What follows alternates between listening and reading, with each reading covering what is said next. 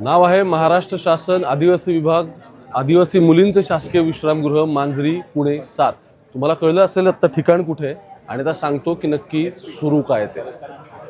पुण्यातले इथे मुलांचं आणि बाजूला मुलींचं वसतिगृह आहे आणि सगळी मंडळी आता लाईनने बघा ही उपोषणाला बसतील. उपोषणाला नाही तर गेल्या इतक्या दिवसापासून आंदोलन पण सुरू आहे आणि वेगवेगळ्या मागण्या आहेत आणि त्या सगळ्यासाठी हे सुरू होतं. मी आत्ता जेव्हा हा व्हिडिओ रेकॉर्ड करतोय तेव्हा थोड्याच वेळात उईके जे आदिवासी मंत्री आहेत ते प्रेस कॉन्फरन्स घेणार आहेत, पण अजूनही काही गोष्टी क्लिअर झालेल्या नाही आहेत आणि इतके दिवस आपल्या राज्यातल्या पोरांना हे असं बसावं लागतं, आंदोलन करावं लागतं की काय सुरू आहे हे सगळ्यांनी समजून घेऊ. तर किती दिवसापासून तुम्ही आणलं आणि एक्झॅक्टली आता काय मागण्या आहेत? आम्ही 13 दिवस झालं उपोषणाला बसलेलो आहोत. आमच्या मागण्या आहेत की तो जो GR काढलाय 5/8/2026 रोजी तो रद्द झाला पाहिजे आणि गडचिरोली सारख्या ठिकाणी ज्या मुली मृत्युमुखी पडल्या त्यांना 1 कोटीची मागणी 1 कोटीची मदत झाली पाहिजे आणि जी पैसा भरती आहे 12,500ची ती लवकरात लवकर करावी आणि जी रक्तसंबंध नातेसंबंधाची पडताळणी आहे म्हणजे बोगस आदिवासी तोही GR रद्द झाला पाहिजे आणि जे आश्रमशाळा सारख्या ठिकाणी जे सेंट्रलाइज किचन पद्धत आहे ती पण बंद झाली पाहिजे. मुद्दा असा आहे की या सगळ्यामध्ये मधल्या काळात गडचिरोलीमध्ये आदिवासी मुलींचा सर्पदंशाने मृत्यू झाला. हॉस्टेल्सची परिस्थिती काय हे एकदा समजून घेतलं ना किंवा पोरं कशी जगतात हे तुम्हाला कळेल. आत्ता हे हॉस्टेल बरे आहेत का? काय चाललंय? हॉस्टेलची परिस्थिती अत्यंत बिकट परिस्थिती बघू शकता तुम्ही. हे हॉस्टेल आणि समाज कल्याणचे हॉस्टेल बघू शकता तुम्ही. कंपॅरिझन केलं तर समाज कल्याणचे हॉस्टेलच्या आम्हाला दरवर्षी त्यांना निधीमध्ये वाढ होत असते आणि आमच्या निधीमध्ये कमी होत चालली. म्हणजे आत्ता मुलींना सॅनिटरी नॅपकिनसाठी 2011च्या GR मध्ये होतं 150 रुपये आणि आत्ता 2026च्या GR मध्ये 100 रुपये.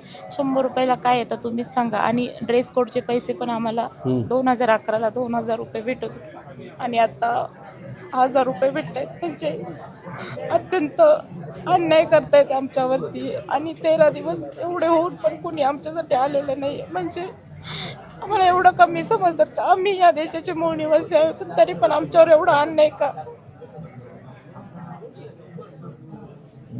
सत्तेमधला एकही मंत्री किंवा माणूस तुम्हाला भेटायला नाही आलाच तुमचं म्हणणं आहे? कोणीच आलं नाही. अक्षरशः नाशिकचे आयुक्त सुद्धा आले नाही. त्या दिवशी आमचे प्रतिनिधी 18 तारखेला आमचे प्रतिनिधी आदिवासी मंत्र्यांना भेटायला गेले होते. ते बोलले की सॉरी मी काहीच करू शकत नाही याच्यामध्ये. आणि काल पण झाली चर्चा पण त्याच्यामध्ये काय असं पॉझिटिव्ह रिस्पॉन्स आला नाही. आमचं हायकोर्टाने आम्हाला 12,500 पदांचा पैसा भरतीचा निर्णय ते आमचा हक्काच आहे ना. आम्ही हक्काचंच मागतोय. आम्ही दुसरं काहीच मागत नाही आणि आम्हाला दुसरं काही पण नकोय. आम्हाला तेवढंच पाहिजे आणि तरी बोलतात की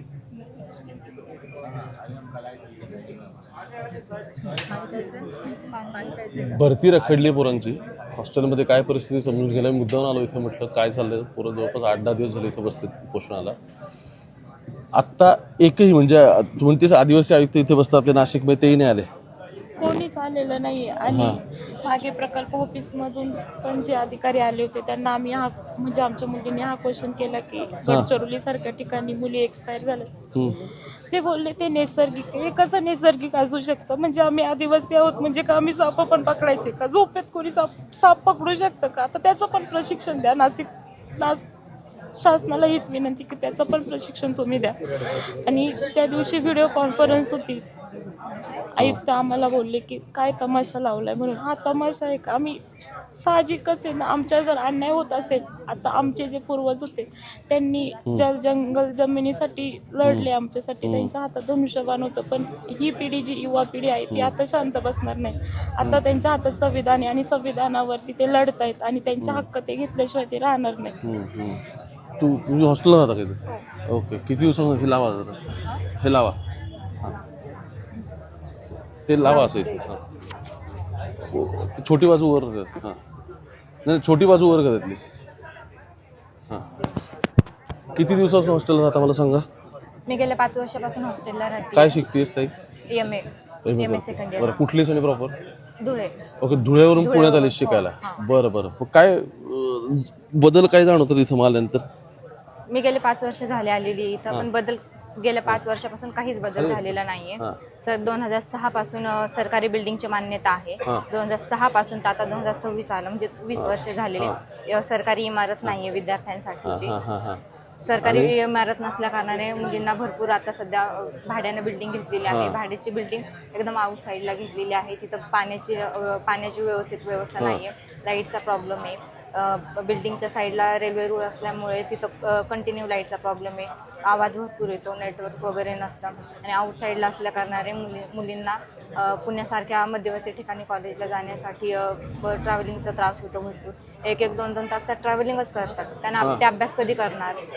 अशा भरपूर गैरसोय झालेल्या आहे. आम्ही आज गेले 13 दिवस झालं उपोषणाला बसलेलो आहोत. कोणत्याही प्रशासकीय अधिकाऱ्याने विद्यार्थ्यांची दखल घेतलेली नाहीये. आमचे 2 विद्यार्थी रुग्णालयामध्ये दाखल झालेले आहेत. तरी कोणताही प्रशासकीय अधिकाऱ्यांनी येऊन विद्यार्थ्याची मला सांग, पेसाच्या भरती किती जणांसाठी आता ती? 12,500 पद भरती आहे. 12,000. नोटिफिकेशन कधी निघालं? ते 2017ला शेवट हायकोर्टाने जाहीर केलेलं आणि आता जी माझी पद्धती झाली होती त्याच्यामध्ये पेसाचे कर्मचारी भरले होते, पण त्यांनी 2 वर्ष त्यांनी काम केलं आणि ओके, त्यानंतर परत काढलं त्यांनी, परत काढून टाकलं. काढलं त्यांनी. बरं. पण मग आता माझं असं म्हणणं आहे की चला ठीक आहे की तो एक इश्यू आहे. हॉस्टेल बाबत नक्की काय झालंय? कारण मला असं कळलं की हॉस्टेलची जी वयोमर्यादा आहे ती पण तुम्ही वाढवून मागताय. हो, त्यांनी पहिलं 26 वर्ष केलेली होती, पण विद्यार्थ्यांना फक्त तात्पुरते विद्यार्थ्यांच्या मन समाधानासाठी त्यांनी 30 वर्ष केली. पण माझा एक सरकारला प्रश्न आहे, 30 वर्षामध्ये काय होतं? काहीच होत नाही. मुलांना शिक्षणाची योग्य दिशा मिळायलाच 26 एज होऊन जातं, 30 एज होऊन जातं. त्याच्यानंतर विद्यार्थी अभ्यास कधी करणार? मग माझं सरकारला असं म्हणणं आहे, तुम्ही आदिवासी विद्यार्थ्याच्या शिक्षणावर जर 30 वर्षाची अट लावत असणार तर माझं म्हणणं असं आहे की तुम्ही प्रत्येक नेत्याला सुद्धा 40 वर्षाची अट लावली पाहिजे. 40 वर्षानंतर कोणताच नेता मंत्रिपदावर बसला नाही पाहिजे. जर तुम्ही आदिवासी विद्यार्थ्यांसाठी जर वयाची अट लावत असणार तर तुमच्यासाठी पण मंत्रिपदासाठी धुळेत गावाला जमीन आहे का तुमची? हो आहे. काय शेती होते का? नाही होत. शेती आहे पण पाण्याची सोय नाहीये गावाकडं. एकदम खेडेगाव डोंगरावर गाव. शेतीच करतात, त्याच्यावर तुमचं सगळं चाललंय? हो, शेतीवर सगळं चाललं. इथे प्रत्येक मुलगी तिची घरची परिस्थिती एकदम बिकट आहे. म्हणजे त्यांच्याकडं एक वेळेचं अन्न पण मुश्किलीने भेटतं. आज गडचिरोली सारख्या ठिकाणून मुली येतात, त्यांच्याकडे फोनची सुविधा सुद्धा नाही. एकदम बरोबर. तुम्ही कुठल्या? नंदुरबार. नंदुरबारवरून आलीस ताई? बरोबर. काय शिकतेस पुण्यात? मी पण MA सेकंड इयरलाच आहे. MA सेकंड इयरला आहेस आता. मेस आहे का चांगली तुमच्या हॉस्टेलची? नाही, आमच्या इथं मेसच नाही. आम्हाला बाहेरून टिफिन आणावं लागतात, बाहेर जावं लागतं. हॉस्टेल आहे पण मेस नाही? मेस नाही आमच्या इथं. मेस नाही, बाहेर आम्हाला टिफिन आणायला जायला लागतात सर्वच मुलींना. हा का? किती दिवस झाले राहते हॉस्टेलला? मी आता 2 वर्ष ह्या हॉस्टेलला 2 वर्ष झाली आणि मी अगोदर मुंबईला पनवेलला होती. तिथं सुद्धा मेसची म्हणजे सुविधा नाही. कुठल्याच हॉस्टेलला मेसची सुविधा नाही. जेवण तुमचं तुम्ही बघायचं असेल? तुम्ही बघायचं. तुम्ही बाहेरून कुठून पण घ्या. काय मेसमध्ये चांगलं असतं, काय ठिकाणी तर ते जेवण सुद्धा चांगलं नसतं. 80, 90 रुपयाला जेवण भेटतं, ते सुद्धा चांगलं नसतं. घरचे काय करतात तुमच्या? शेती करतात. शेती करतात. किती महिन्याचा खर्च होतो पुण्यात राहताना का? तरी म्हणजे जेवणालाच आम्हाला 2,500-3 हजार रुपये, म्हणजे आम्ही तरी थोडं हे करून खातो, त्याच्यामुळे आम्हाला 3-4 हजार रुपये तरी जेवणाला जातात. जरी असं बाहेर काही हे केलं तर जातात 5-6 हजार पर्यंत खर्च होतोच.